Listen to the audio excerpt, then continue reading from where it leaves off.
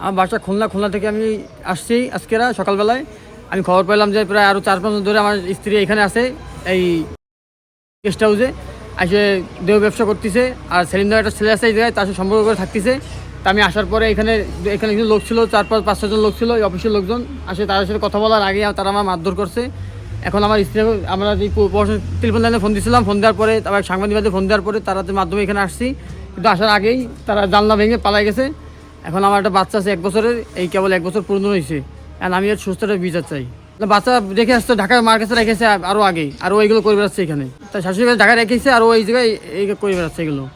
এই মাসে বাড়ি থেকে একটা কাগজ দিয়েছে, খালি একটা কাগজ দিয়েছে, দেখলাম হোয়াটসঅ্যাপে তাও দিচ্ছে, আমার কাগজ দিয়েছে, কাগজ ছবি দেওয়া, গম্ভীর দামকি দিচ্ছে, থ্রেট দিচ্ছে। এখন এখানে আসছি এগুলো বলছে, থ্রেট দিচ্ছে আমাকে। মার তো কাছে এই অফিসের লোকজন ছিল 5-6 জন, আমি তো নাম জানি না। সব এখানে এই রুমের ভিতরে বসছিল, তারা হোটেলের মালিক বলে দাবি করছে, যে মালিক ম্যানেজার এভাবে বলছিল।